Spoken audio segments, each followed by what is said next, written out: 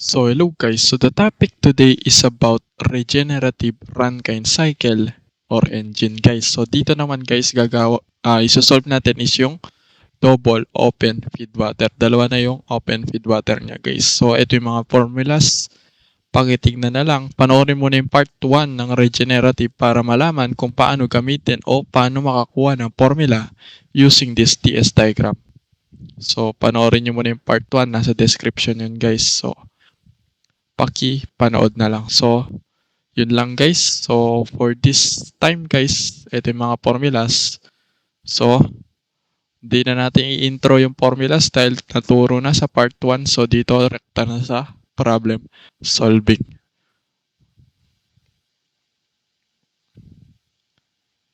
So, game guys. So, problem number 2 tayo. So, a steam at 6.2 megapascal ng 480 degrees Celsius is received by regenerative engine. Extraction for feed water heating occurs. So, sa feed water yung mga to guys. So, gets feed water yan. So, first, at point 1, with the pressure of what? 6.2 megapascal, temperature of 480 degrees Celsius guys, gets. So dito guys, so tingnan mo muna sa table yan. Pag tinignan mo yan sa tables, siguradong superheated yan. So superheated to, matik na yan guys. So guys, pag tinignan mo to sa table is matik superheated to, di ba? So punta tayo ng table niyan. 6.2 and 480 megapascal, table number 3.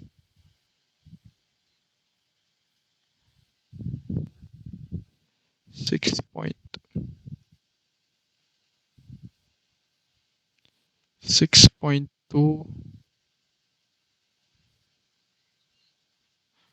ito 6.2 megapascal 480 degrees Celsius 6.2 418, so letter H and letter S. So game.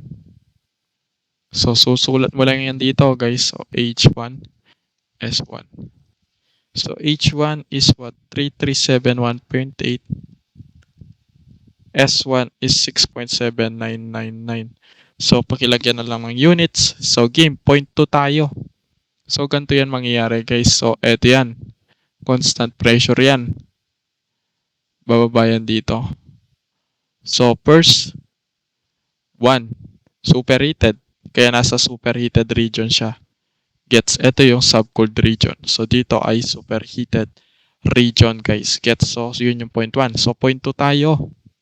So 0.2 niyan is after the heating, for the feed water heating occurs at 3 megapascal. So 3 megapascal.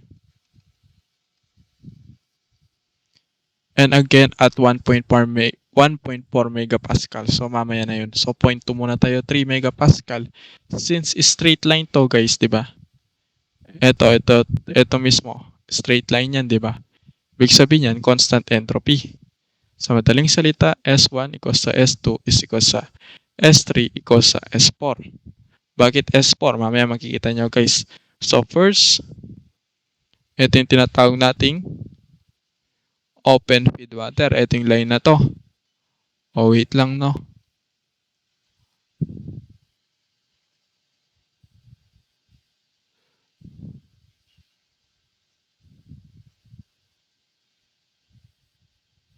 So yan, yung kulay green guys. So, wait. 3 megapascal with a constant entropy. Yung S2 nito is copyin mo lang to. So, ibig sabihin yan guys, what? Punta ka sa 3 megapascal na 6.7999. So, table 2 mo na ikaw tumingin guys. So, 3 megapascal table 2.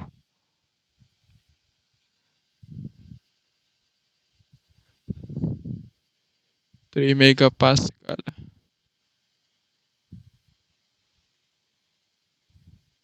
Eto. 3 megapascal, 6.799. Mas malaki na sa table. So, ibig sabihin is superheated to. Mas malaki to, di ba guys? So, superheated yan to, matik. To ay superheated table 3. Ito rin table 3. So, superheated table 3, 3 megapascal, 6.7999. Punta ka niya ng 3 megapascal. Sa table 3.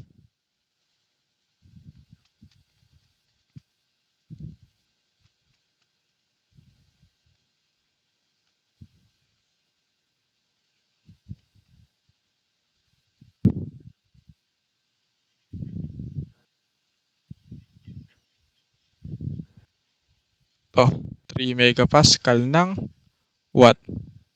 6.7999. Ito. Ito yung S, ito yung H. So, 6.7999 nasa pagitan ng 6.78 at 6.8165. So, gawa ka muna ng table, boy.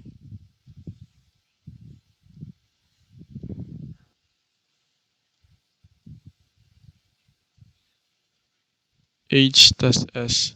6.7999. So, yung S mo, saan yun? 6.7801 tas 6.8165. To ay 3162.0 at 3138.7 guys. So, punta ka ng H2. Pag sinulat mo yung H2 na yan guys, using interpolation, 3151.3742. So, okay na. Yan yung superheated, which is open feed water. So, dapat guys is nasa superheated region din siya dapat. So, dapat itong green is aangat siya dito. Ito yung 0.2. Kaso meron pa tayong 0.3. Yung 0.3 is what? Another 1.4 megapascal for what? Open feed water. Ganun pa rin guys, constant entropy. So, 1.4 megapascal. So, pag tinignan mo yan sa table guys, is what? 1.4, 6.799. So, punta ka muna ng table 2. Titingnan natin kung superheated ba.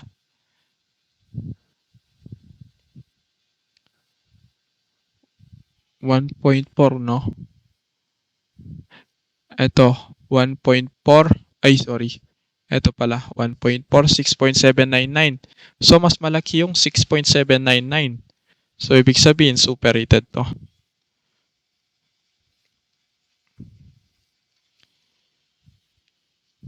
So, superheated, 1.4 megapascal.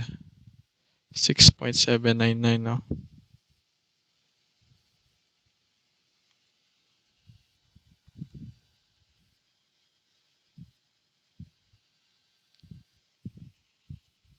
$799, no guys. So, dito yan. S, tas ito yung H guys. So, gets guys. So, susulat ko lang.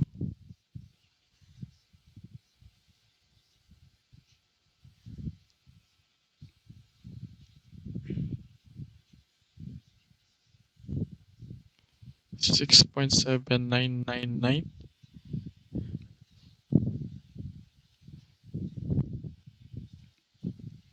So, copy nyo lang yun guys. Dapat nasa gitna yung 6.799. 2950, then 2973.3. Uy, wait.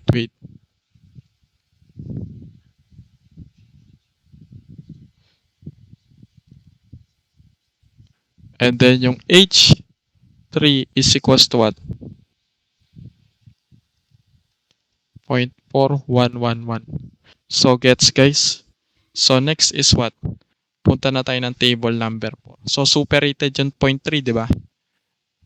So, kung superheated yun guys, so gawa ka ulit lang ng linya guys, tas let's say, wait lang, ayusin ko lang to.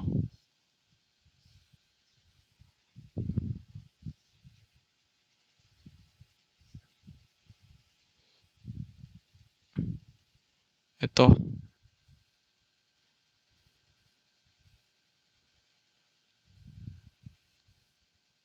One, two, three. Tapos pagdating dito, 4. So, ibig sabihin nito, guys, wait lang.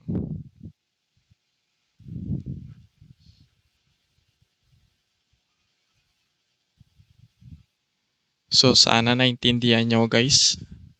So, 0.4 yan. Ito, 0.5. Ito, B5. Ito, 6. Ito, B6. Tapos, ito, 7. Tapos, ito, B7, guys. Gets? So, sana nagigets nyo, guys. So, game. Yung kulay green na guhit, guys, yun yung open feed water, no? Ito, mga open feed water yan. Tapos, ito yung boiler. Tapos, ito yung condenser, guys. Gets. So, 0.4 tayo, guys. So, with the remaining steam expanding to 0.065. So, 0.4 yan, guys. So, yan yung condenser.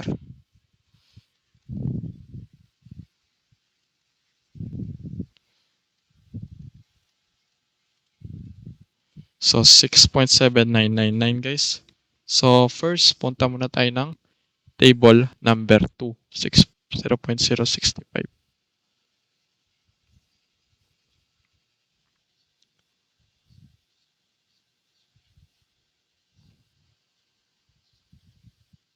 Ito, guys, 0.0065. Ito yan, di ba? 8.3020. Kung titignan mo, guys, 6.799 lang.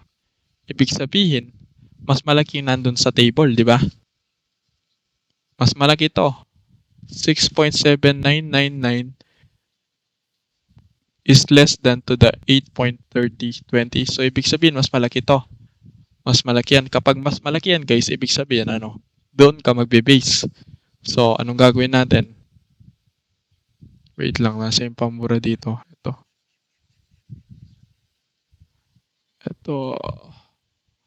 Ito yung SG, SFG, and SF. So, copyin mo lahat yan, guys. So, balikan ito yung magiging mangyayari niyan. Kukunin mo dyan yung X, yung quality. So, S4 minus SF over SFG. Yung X, 6.7999 minus SF. So, SF nun is 0.5408 over SFG, 7.7613. So, gets, guys? So, X equals to what? 0.8064. So, ito yan. H4 plus X. Oops, sorry. H4 is equals to HF plus X, HFG. So, H4. HF, guys. So, punta ka lang dun dyan, guys. HF. Ito yung HF. Tapos, ito yung HFG. So, copyin mo lang yan, guys. HF. So, pag kinopya mo yun, guys, dapat 157.67 plus 0.8064. Then, test ito yung HFG, 2412.4. So, H4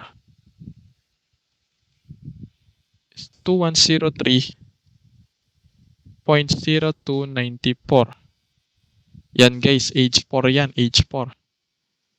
0294 na. So, H4 yan, guys. 2412.4. 2412.4. Yan, H4. So, meron na tayong H4. Sa H5 naman tayo. So, lagyan lang natin ng guys. So, ito yung pressure ng 3. Ay, hindi, 6.2. Tapos, ito yung pressure ng 3. Pressure ito ng 1.4 at pressure ito ng 0.0065. So kung makikita mo, yung 0.5 at 0.4 ay isang pressure lang. Constant pressure yan, 0.0065. So ibig sabihin guys, kukunin mo yung 0.5 at pressure at this point. So, kung mapapansin nyo guys, di ba may bundok? Tapos nandito yung 0.5 nakapatong. So ibig sabihin yan, fluid. So hanapin mo yung fluid niya. Saturated liquid line kasi yung tawag dito sa part na to. So, punta ka ng table 2 ng 0.065 megapascal tapos yung HF tsaka specific volume at F. Yung F means fluid. So, back lang natin. Ito boy. Ito, specific volume at F. Tapos yung HF mo, ito. Uy! Sorry. Bumaliktad boy. Ito. HF yan. Tapos ito, specific volume at F. So, copy ko lang. Yun yung 0.5 mo. Wait. Specific volume at F5 at HF5. So specific volume at F is 1.0069 times 10 raised to negative 3 cubic meter per kilogram. So, with what ano to guys? Pressure ito ng 0.0065 megapascal. At ito ay table 2. So, dito sa 0.6 guys is what? Punta ka nandito sa saturated, sa TS diagram mo. 0.6. Wait lang. Kung mapapansin nyo guys, ito yan, di ba? Tapos ito yung 0.6. Nakaapak siya sa saturated liquid line. Yung saturated liquid line, yung kulay blue buwan yan, yung bundok, yung kulay blue.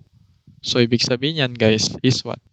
Hahanapin mo yung fluid yan at this point guys. At this point, 1.4 megapascal guys. So, wait lang guys. Charge lang ulit. Charge.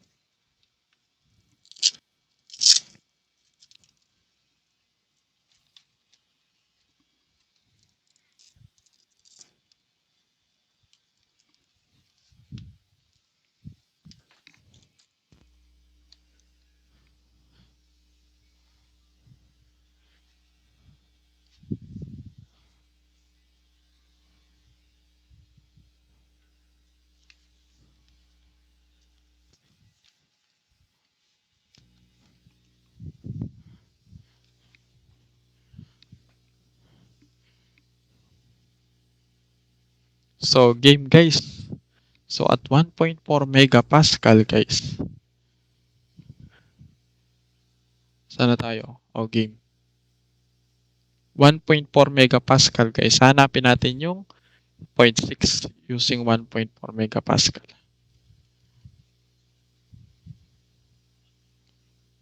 Specific volume at 6 at HF 0.6. So, specific volume at 6 is what? 1.4 megapascal, di ba boy? 1.4 megapascal. Ito, specific volume F at HF. Gets guys? So, game.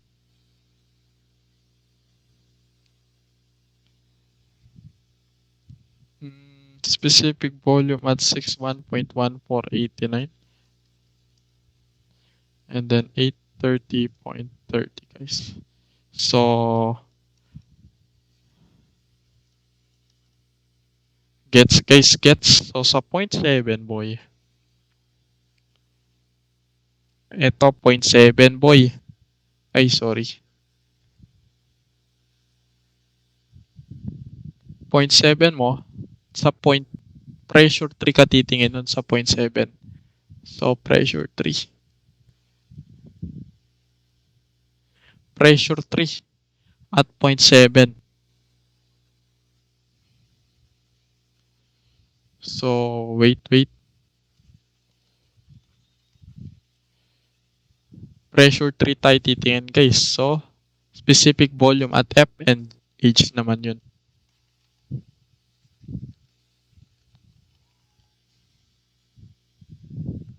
Three megapascal, no?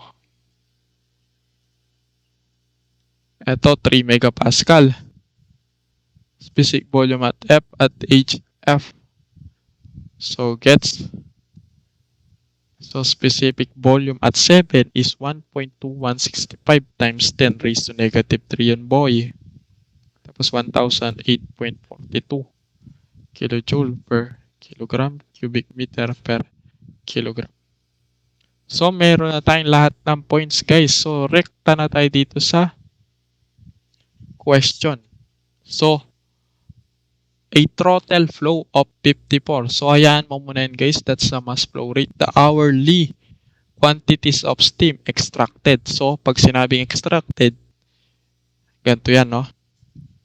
Ito yung boiler natin, di ba, boy? Steam boiler.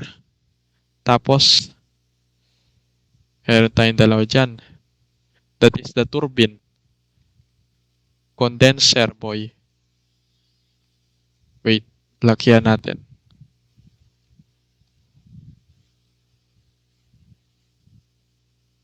Then, this is the condenser. Tapos, meron pa tayong tinatawag dito na open feed water 1 and then open feed water na pangalawa, boy. Tapos, ganito na ulit yan, no? Ito yung work pump mo.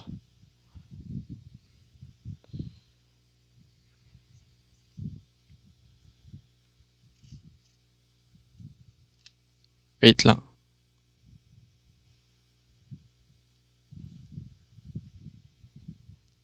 Tapos, work pump to. Ito, OH, open feed water to. Tapos ito, condenser, turbine, boiler.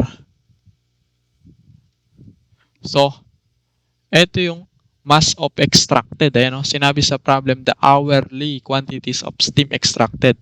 Mass 1, mass 2. Ito yung mass 3. Pag yung mass 3 is the remaining. So, ibig sabihin, pinapanap dyan is yung M1 and M2. So, dapat panoorin nyo muna yung first part ng video na to, regenerative.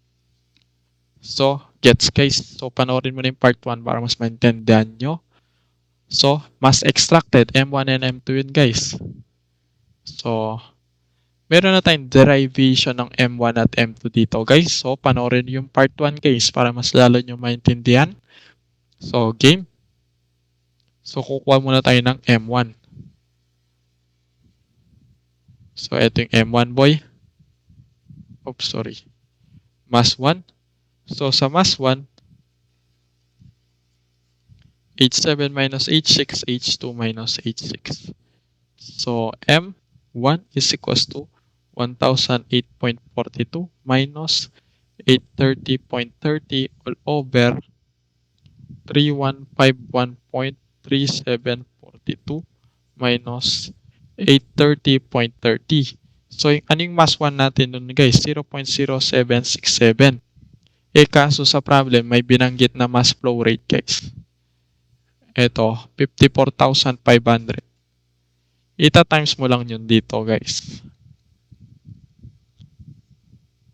Kilogram per hour.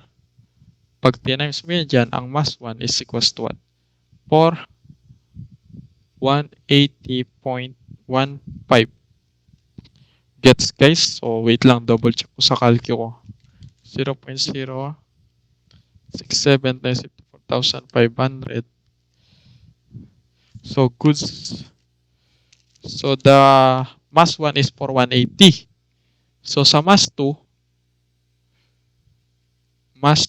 yung equation na na-derive natin, 1 minus M1. Tapos, H6 minus H5 all over H3 minus H5, boy. So, sa mass 2, 1 minus 0.0767, H6 minus H5. So, wait lang.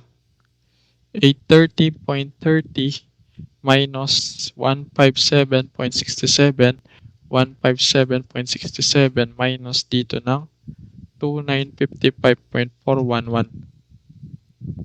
M2 is 0.2220. Tapos, times mo dyan yung mass flow rate. 54,500 kg per hour. Then the mass 2 total na values is what, guys? So, wait lang. 0.2220 times 54,000. 12099 kilogram per hour. So, ito na yung values nila, guys. M1 and M2.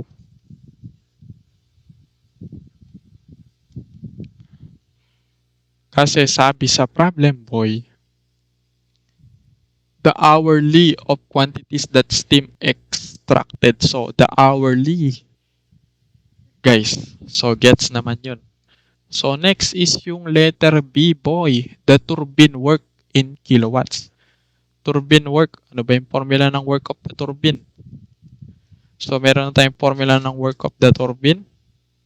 H1 minus H2 plus 1 minus M1 H2 minus H3 plus 1 minus M1 minus M2 H3 minus H4. Work of the turbine to. 3371.8 minus 3151.3742 plus 1 minus 0.0767 and then 3151.3742, guys. So, eto na yan, no?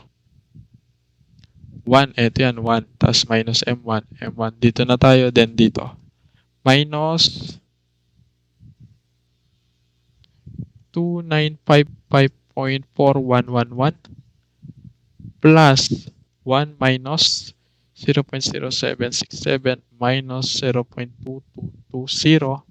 Ito na yun, 1 minus M1 minus M2, M1, M2. Then H3 minus H4 minus 2103.0294. So, work of the turbine is what, guys? 999.1338 kilojoule per kilogram. Tapos, ita-times mo dyan yung mass flow rate. Kasi sabi sa problem, find the work of the turbine in kilowatts, guys.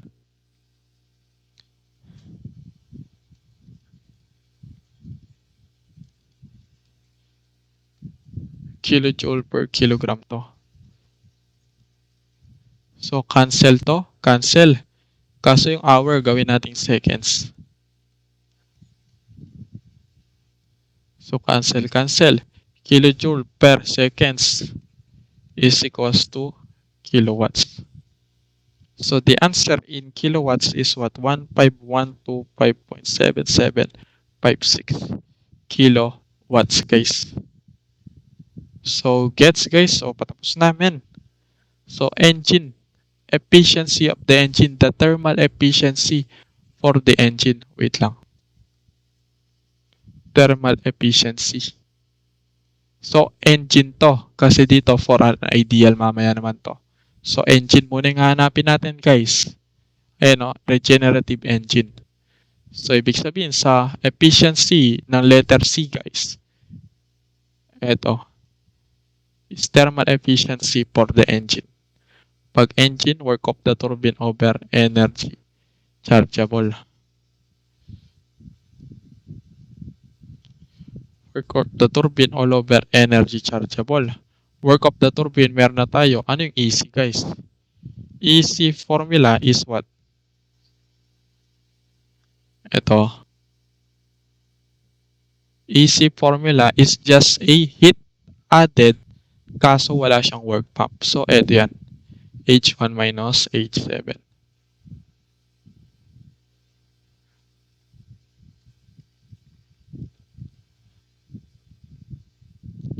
Work of, engine, work of the turbine 999.1338. Then, energy chargeable, H1 minus H7.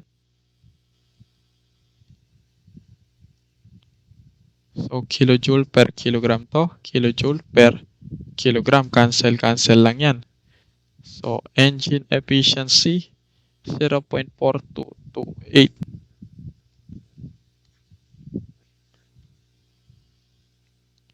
So, next is yung what? To, for an ideal cycle naman daw, through the same states, find the QA and E cycle. So, E cycle, QA, and E cycle tayo. Heat added is equals to H1 minus H7, H1 minus H7 minus work pump at point 3. Ito.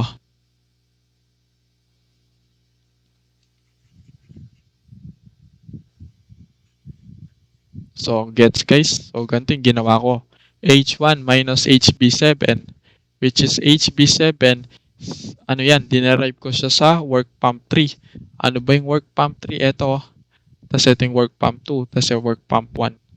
Work pump 3 is HB7 minus H7. Ito minus H7. HB7 minus H7. Ito.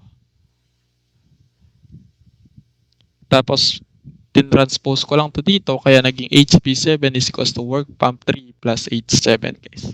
So, panoorin yung part 1 ng video ng regenerative ko guys. Para mag-gets nyo paano ma-derive yung formulas using TS diagram.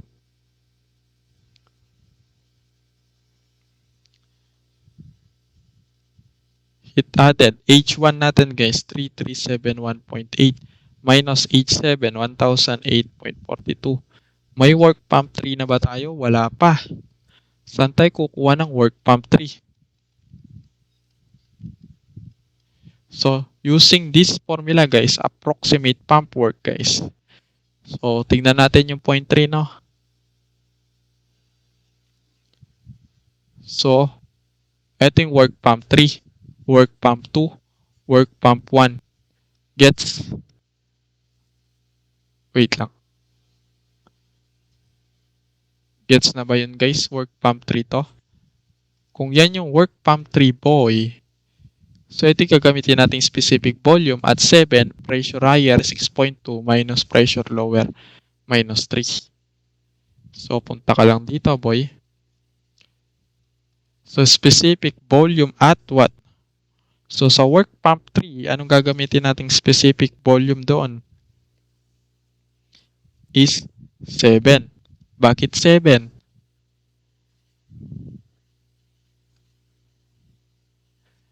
Ito yung work pump 3, work pump 2, work pump 1. So, work pump 3 is dito yan. So, kung may specific volume na 7, ng pressure higher, 6.2 minus pressure lower, 3. Gets?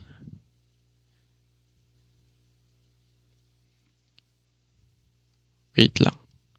Work pump 3, 1 point.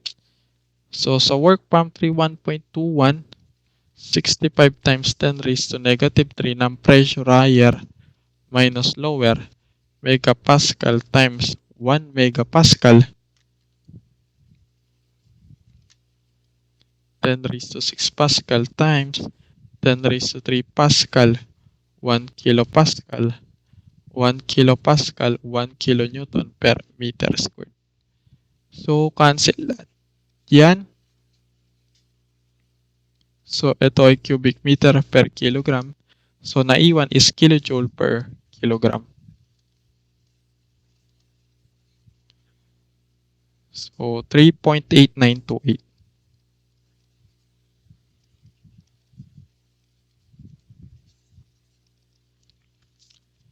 Heat added. So, using your calculator guys, heat added is what? 2359.4872.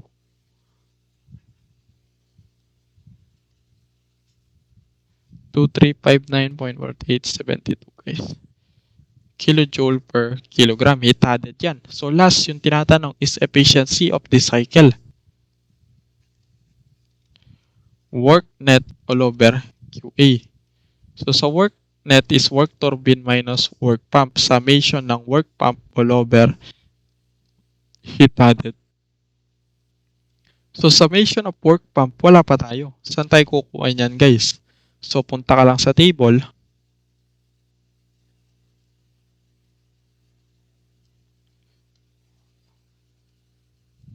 Wait lang.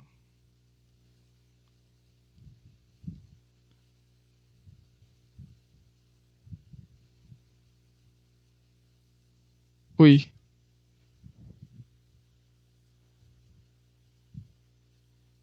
To boy. Summation of work pump is equals to specific volume at 0.5, yun yung dulo palagi, ng pressure higher 6.2 minus pressure lower. So gets guys, so yan yung gagamitin natin formula.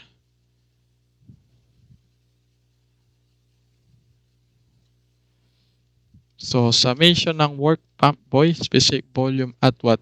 5, pressure higher minus pressure lower boy. Summation ng work pump 1.0069 times 10 raised to negative 3 cubic meter per kilogram ng pressure higher 6.2 minus 0.065 megapascal times 1 megapascal 10 raised to 6 pascal times 10 raised to 3 pascal 1 kilopascal times 1 kilopascal 1 kilonewton per meter squared boy. Pascal, megapascal, cancel lahat yan. So kilometer times kilonewton.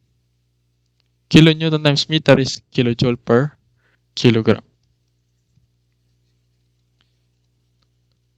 6.2362 kilojoule per kilogram ng summation of work pump.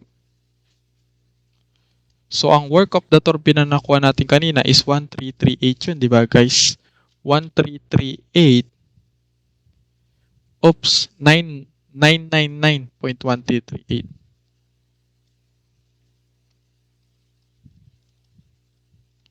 Minus summation ng work pump is 6.2362. Ito yan, no? Over the heat added is 2359.4872. So, E cycle is equals to 0.4208. So, this will be our final answer, guys, for the efficiency of the cycle, guys. So, sana naintindihan nyo, guys. So, ganun yung double open feed water, guys. So, pagle-label natin yan dito sa schematic 1. So, ganito yung label niya nun, guys. 1, yung sa turbine entrance, the steam enters. 2, 3, 4. Tapos dito yung 5, B5, number 6, B6. And then, dito yung 0.7 na kung saan dito ay B7, guys. Mass steam extracted, mass 1 and mass 2 extracted, then yung mass 3 is the remaining, guys. So, panoorin nyo ang ating part 1 ng video nito, guys, para mas malalo nyo maintindihan. So, open feed water, papasukin dito, then dito, guys. So, kaya yung mass na nandito, guys, is mass total, then dito, guys, is mass 1, mass 2, and mass 3. Dito, guys, is 1 minus M1. Tapos, pagdating dito sa point na to, guys, 1 minus M1 minus M2. Gets, guys? So, panoorin yung ating video, guys, for the clarification, guys. So, gets, guys? So, that's all, guys. So, ito yung mga formulas natin dapat tandaan, guys. Pagkipicturan. Tapos, ito yung solutions. So, sana naintindihan nyo, guys. So, please do like and share, guys, this video. So, ito yung mga solution, guys. So, yun lang, guys. Thank you for watching. See you and God bless. Thank you, guys. Peace.